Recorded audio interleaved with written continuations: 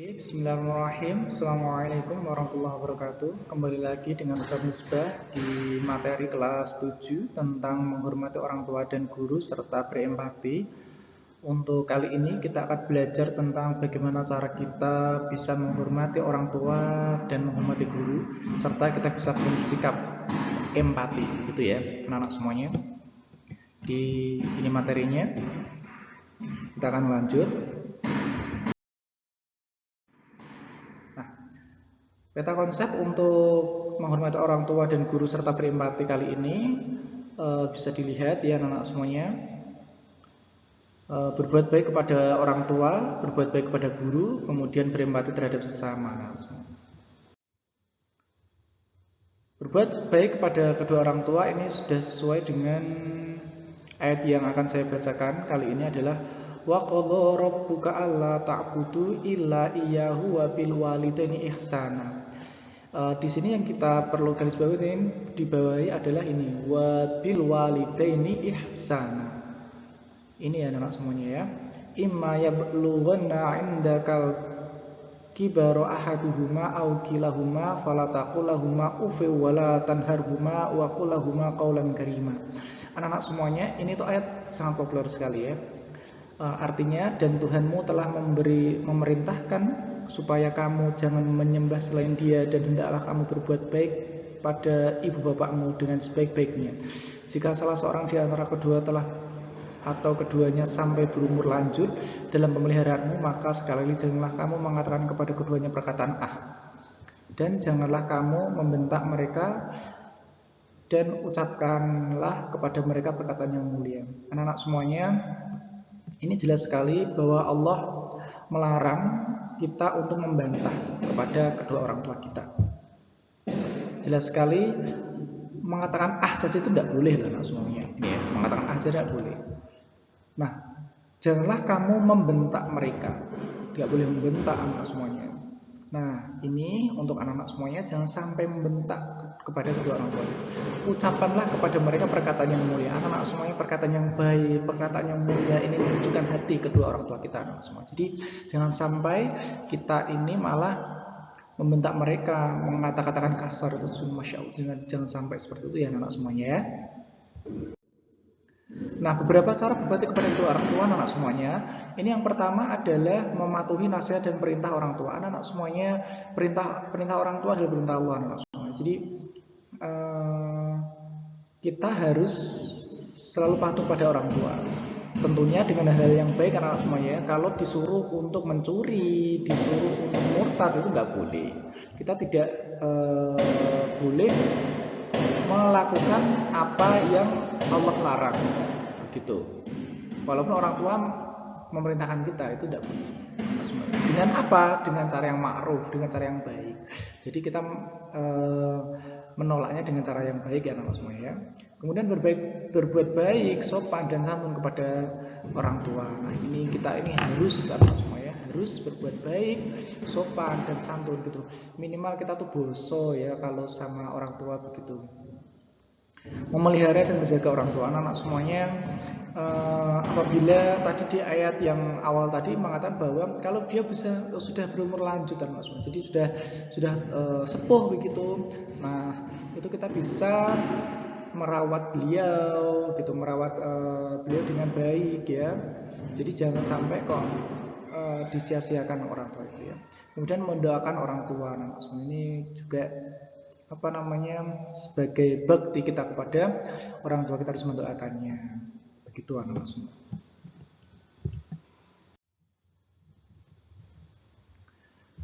Nah, kemudian kita lanjut ke berbuat baik kepada guru anak semuanya.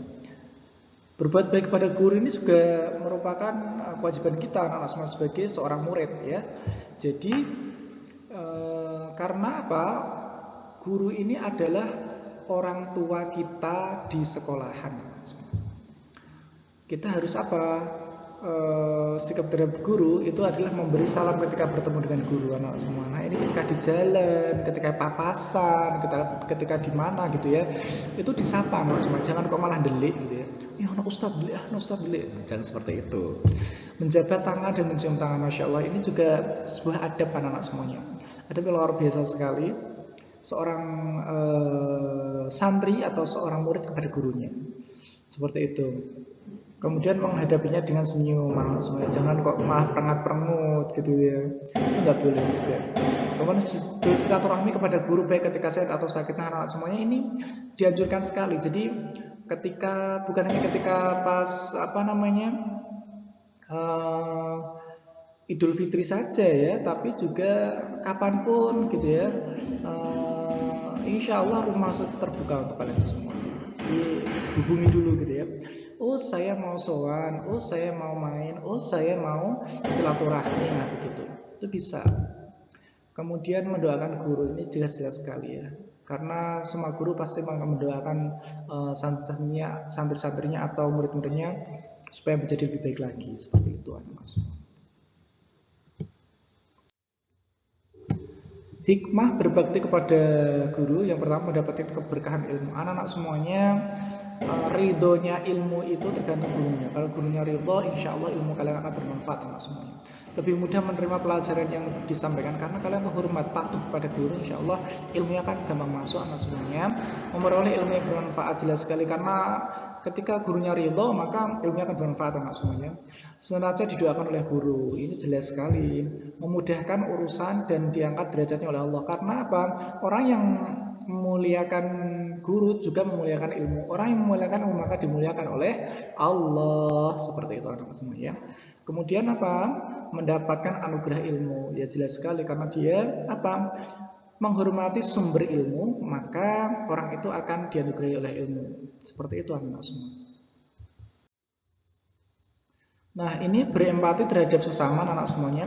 Empati adalah kemampuan untuk menyadari perasaan orang lain kemudian berbagi dan peduli kepadanya. Jadi, empati itu rasa perasaan orang lain untuk merasakan apa yang orang rasakan. Nah, seperti itu anak-anak semua. Jadi, biasanya cewek-cewek itu ya ketika curhat begitu itu aku ngerti deh sing kok rasake piye. Nah, kayak gitu-gitu biasanya ya. Wah, pancen kok rasane iki loro tapi yo kudune iso nahan lah. Nah, gitu-gitu ya. Nah, itu empati itu seperti itu ya, jadi merasakan apa yang orang rasakan. Jadi ketika sedih gitu ya, ketika sedih ya aku serata cembik dekne ini ya wis to, tapi mbok piye kowe rasane piye, aku selalu merasa rasane kok rasake. Nah gitu-gitu. Nah biasanya seperti itu anak-anak semua ya. Nah kemudian cara menumbuhkan sikap empati anak-anak semua. Itu yang pertama, cepat menangkap isi perasaan dan pikiran orang lain. Jadi nyambung gitu loh anak-anak semua. Jadi ketika orang lain itu merasa sedih gitu, kemudian kita merasakan apa yang dia rasakan seperti itu ya. Ya aku gak ra enak ya, aku gak piye ya, aku gak ra nyaman ya. Terus ya piye kowe kudu nyaman, kamu harus bisa merasakan apa yang dia rasakan. Ya, seperti itu ya anak-anak semua ya. Memberikan pelayanan yang dibutuhkan oleh orang lain. Jadi kowe butuh apa? Butuh sandaran ya. Aku butuh nih sandaran di sini ya, gitu-gitu. Nah, mungkin seperti itu ya.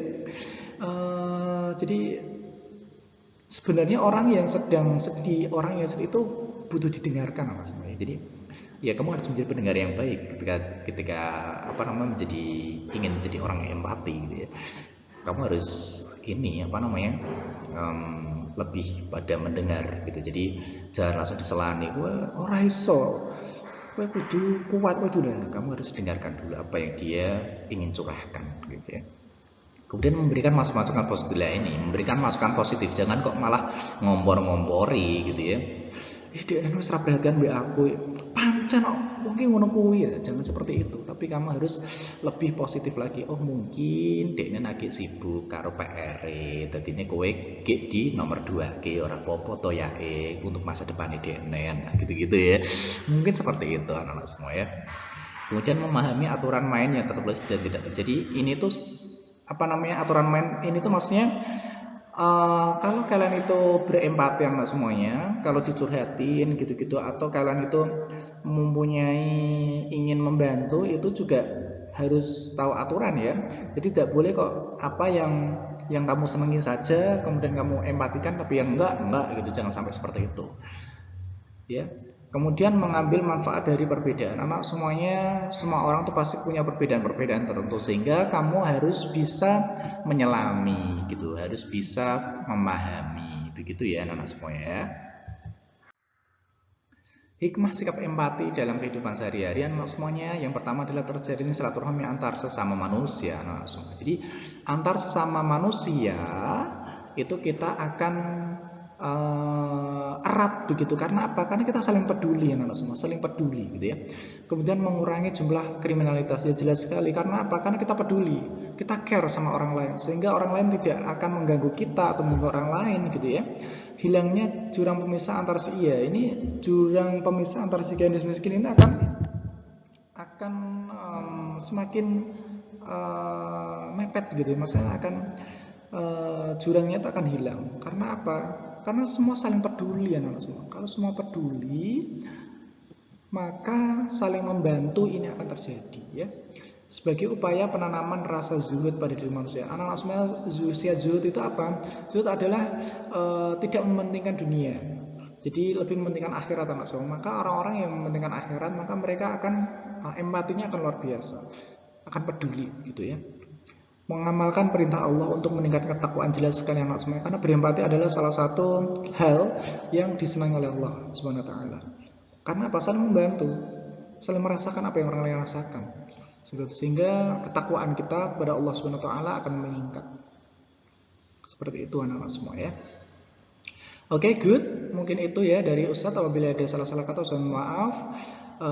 Seakhiri wallahu muwaffiq ila aqwamit thoriq. Assalamualaikum warahmatullahi wabarakatuh.